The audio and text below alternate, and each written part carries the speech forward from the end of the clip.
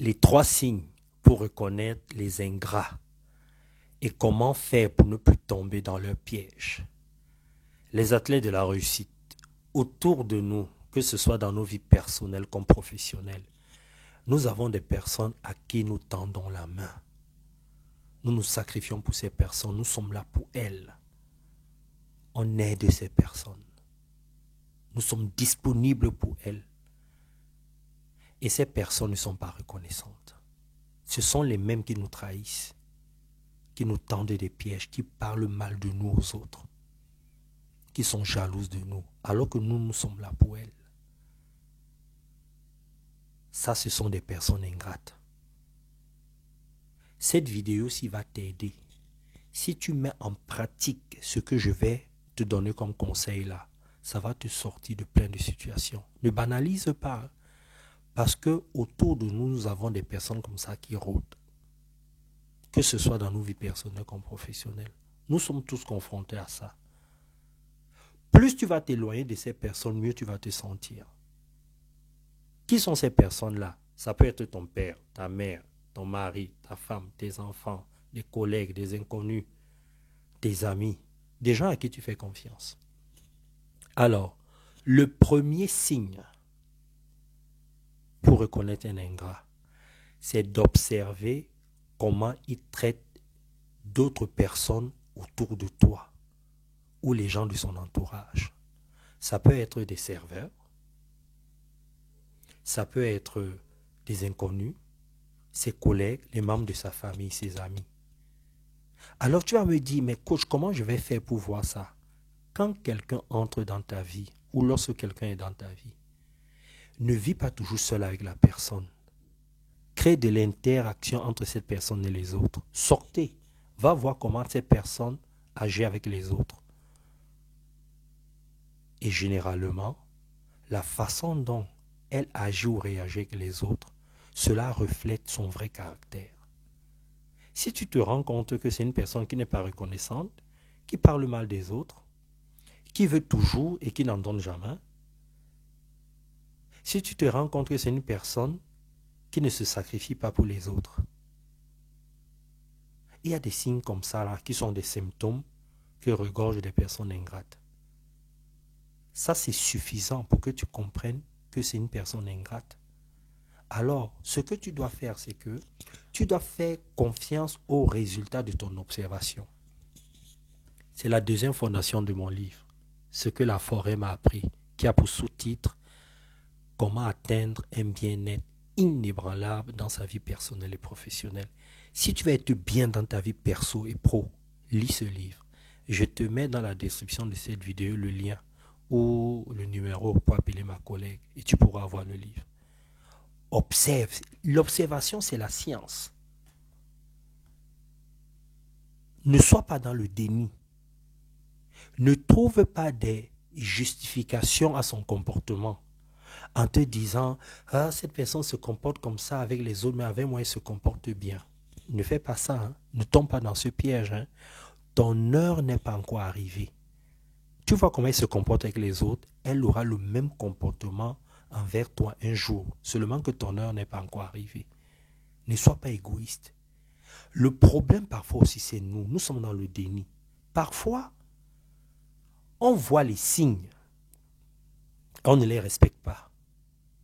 On ne veut pas les respecter. Et c'est ça qui nous cause plein de problèmes. Il n'y a rien qui peut t'arriver dans ta vie sans les signes avant-coureurs. C'est impossible. C'est nous qui refusons de les voir. Alors, qu'est-ce qu'il faut faire? Tu vas me dire, coach, alors comment je fais? Ce que tu fais.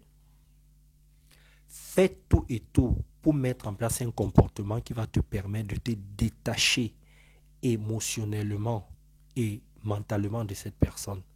Commence à prendre du recul. Éloigne-toi de cette personne petit à petit. Parce que l'observation vient de te dire comment est cette personne. Ton heure n'est pas seulement arrivée. C'est ça qu'il faut faire. Ok, les athlètes. Arrêtez d'être des masos. Je sais que parfois on a besoin d'amour, on achète de l'amour, on ne veut pas se séparer de certaines personnes. On a parfois des raisons comme ça qui nous poussent à rester avec nos tortionnaires, à rester emprisonnés. ces personnes sont, je ne sais pas, nous sommes dans les griffes de ces personnes et on est bien. Non, sortons de là. Il ne faut pas rester là, ok? Le deuxième conseil, parfois faites des tests. Comment vous allez faire des tests? Rendez des services à ces personnes. Sacrifiez-vous. Faites des petits sacrifices. Et observez, voyez si cette personne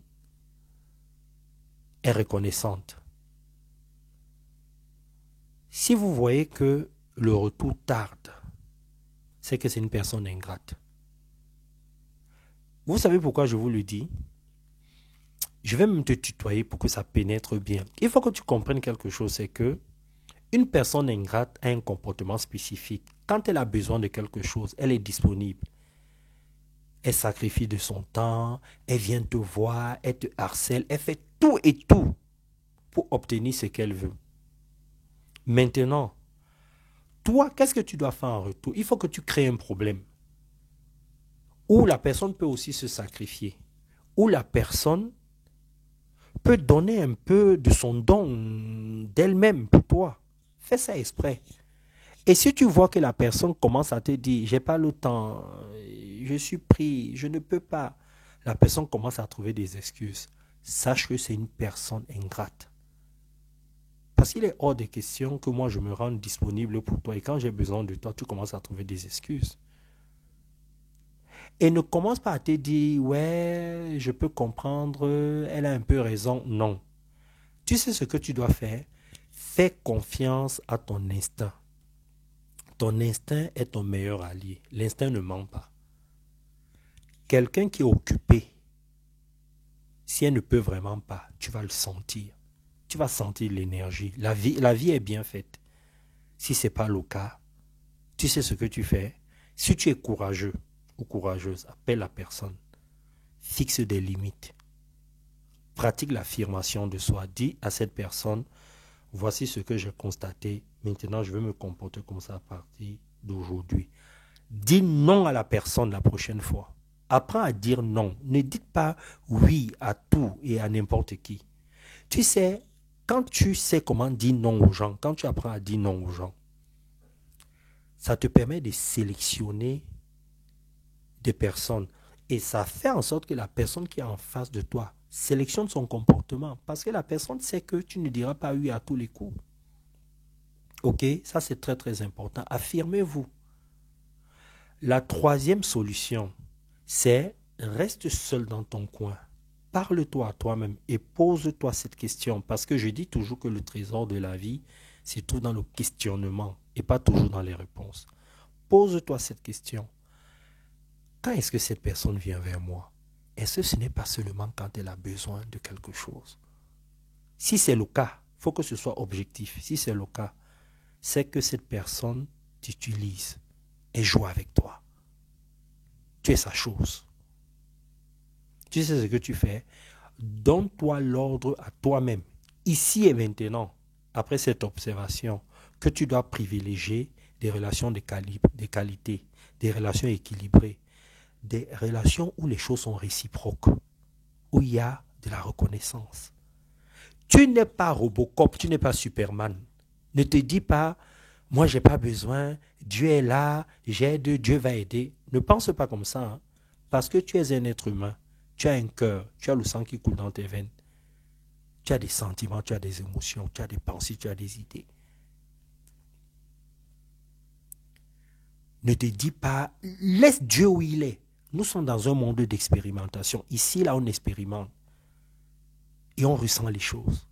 OK? Maintenant, il y a des gens, quand ils t'aident, ils veulent que tu deviennes leur chose. Les gens deviennent possessifs. Non, quand vous aidez les gens, parfois, aidez les gens juste pour que ces personnes-là évoluent. Parfois, vous savez aussi qu'une personne est ingrate, mais vous pouvez l'aider si vous voulez que la personne évolue et n'attendez rien. Et parfois aussi, ne faites pas des autres votre chose. Ce n'est pas parce que vous avez aidé cette personne que vous devez toujours harceler cette personne, que cette personne n'a plus de vie. Pensez à tout ça, laissez-moi les commentaires et n'oubliez pas de vous inscrire au programme Quand et comment méditer. Je vous mets tout dans la description de la vidéo. Bisous et bye bye.